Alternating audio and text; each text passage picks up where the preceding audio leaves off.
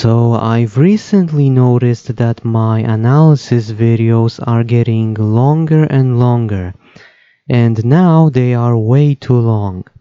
So now I'm going to analyze a different game, and hopefully this analysis video will be a lot shorter than usual. Because I'll be honest, I don't like making my analysis videos absurdly long. But now they're just absurdly long, so I gotta change that. And how am I going to change that? I'm going to change that by analyzing this game right here. This is the analysis of 1nsane.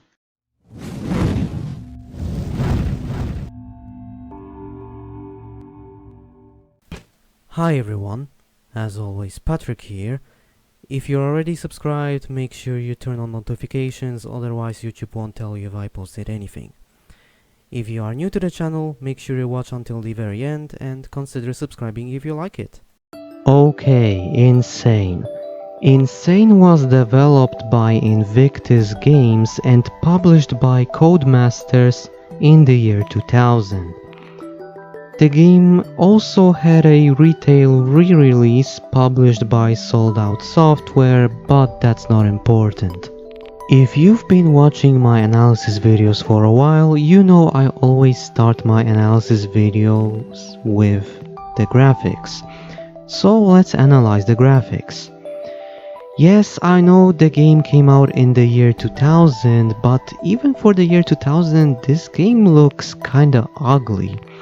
And by ugly, I don't mean bad texture work or anything. I mean that it looks empty, dull, and uninspired. It honestly feels like I'm in a liminal space. To prove my point, let's compare this game to other racing games that also came out in the year 2000. Taxi to Le Jeu, sorry for pronouncing that incorrectly. Michelin Rally Masters Race of Champions, again sorry for pronouncing that incorrectly. V-Rally 2, Paris Marseille Racing, again sorry for pronouncing that incorrectly. Pro Rally 2001, Q3 Rally, and of course the big one, Colin McRae Rally 2.0. Almost every game I've just mentioned looks better than 1nsane. 1nsane does look better than Paris Marseille Racing, again sorry for pronouncing the Marseille part incorrectly, but when you compare 1nsane to others, that's not saying much. Maybe the options are better? Well, no, they're not. Yes, the game does support widescreen resolutions, surprisingly, and there are some graphical options you can change, but that's it. At least the game runs at high frame rates, so the gameplay is going to be smooth. And the frame rate can be further improved by using DigiVoodoo 2, or for Windows 8 you can use DDRO FPS Fix. But what about everything else? Well, things are not looking good. There's no anti-aliasing, there's no anisotropic filtering, there's no V-Sync, although you don't really need it in this game, and there's no FOV slider. Even the widescreen support has problems. The resolution is stretched by default. There is a workaround for this. All you have to do is to install the latest patch for the game, then you have to download the 1nsane widescreen mod and extract its patch folder into the installation folder, and then you have to run the batch file for the aspect ratio you want. You also have to repeat those steps, or the third step at least, to change aspect ratio. Well, I've tried it and I guess I did something wrong because it just didn't work for me. I just can't figure out what I did wrong, so yeah, the video has that stretched resolution. Sorry about that. Maybe the game's stability is better. Well, surprisingly, it is. The game didn't crash, didn't stutter, I didn't get any frame rate drops. The game worked as intended, which is pretty surprising for a 20-plus-year-old game. 23 years old at the time of me recording this video. So basically, the PC version is functional, but because the game is 23 years old, a lot of stuff is missing. Okay, let's talk about the story. There's no story, so let's talk about the gameplay. If you've been watching my videos for a while now, you know that I analyze few things. The damage model, the physics, the handling, the cars, the tracks, and then I also say few more things about the game that I'm currently analyzing. Let's start with the first one. For the year 2000, the damage model is really good. Every car seems to have body flex on impacts, there are dents and scratches, the windows can be destroyed, the wheels can be destroyed. I mean, the entire car can be destroyed. The car damage also affects the performance of your car and other stuff like that. So basically, this is the kind of damage model you would expect from a racing game released in the year 2000. More specifically, a semi-sim or a simcade racing game from the year 2000. Still, I was impressed by the game's damage model despite the game's age, so no complaints here. Now let's talk about the physics. I gotta say, the physics are pretty good for a game released in the year 2000. The cars are perfectly balanced between being lightweight and heavyweight. The gravity works as intended. There is also a very good grip balance. The momentum transfer is great and more. Like I've said before, this game is a semi-sim or a simcade, or whatever you want to call it. And because of that, I can't explain the physics of this game in detail. Also, I want to make this video short, like I've said in the beginning of the video, so yeah.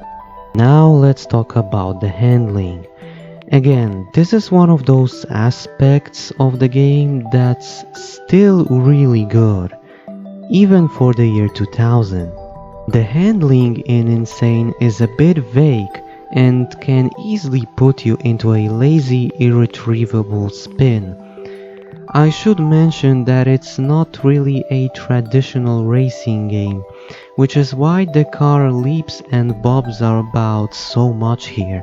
I know I've said it before, but I have to say it again.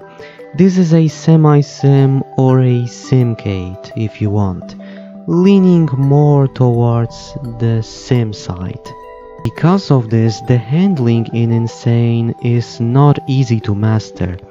It's not difficult, but it's not easy either.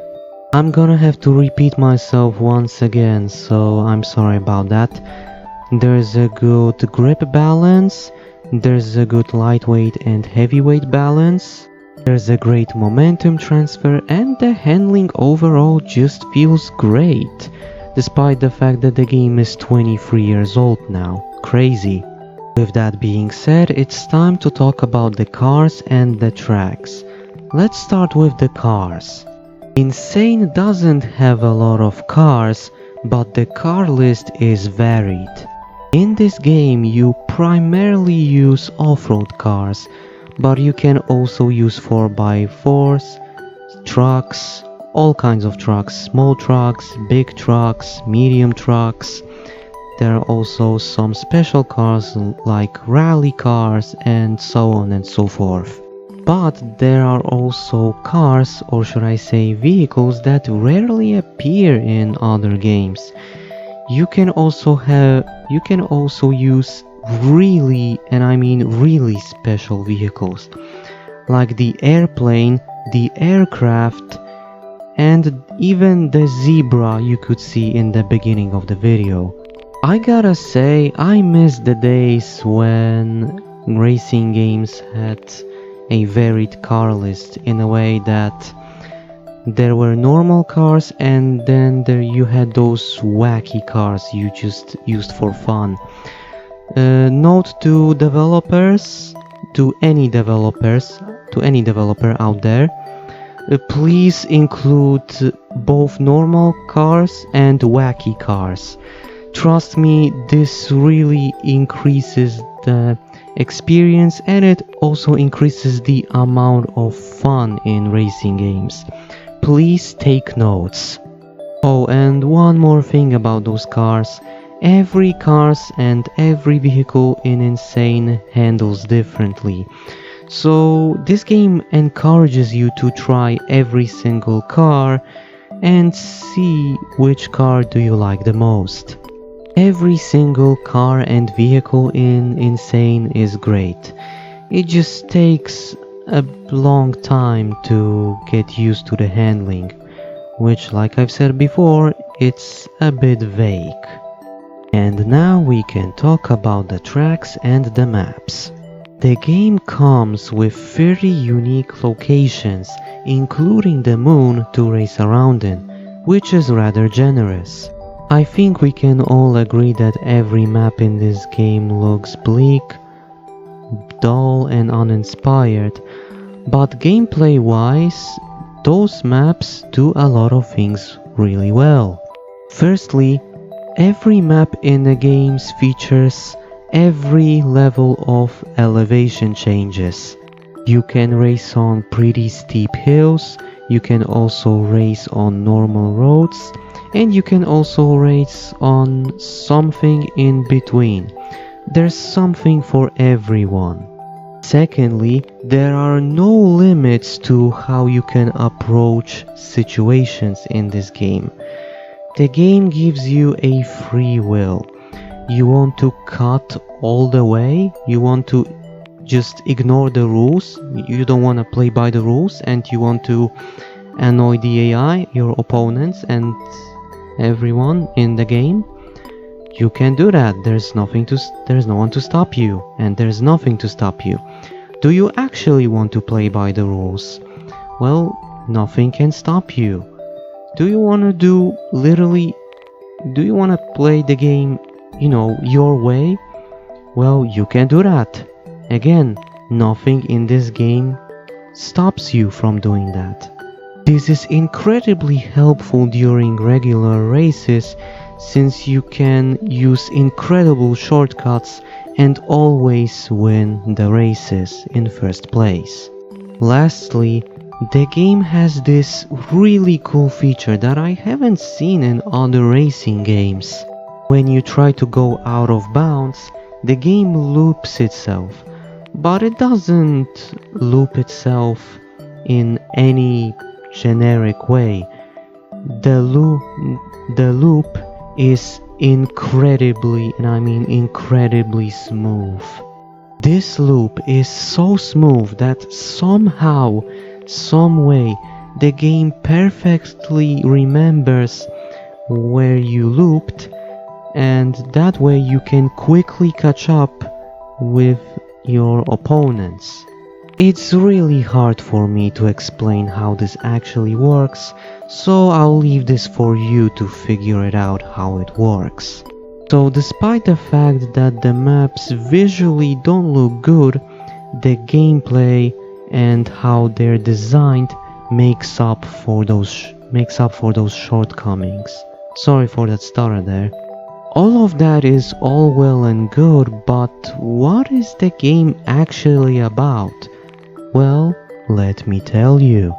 1nsane is primarily an off-road racing game, by which I mean often trying to drive up near vertical climbs. But the main focus of the game is multi-car races, thrashing across the landscape after flags or checkpoints, etc.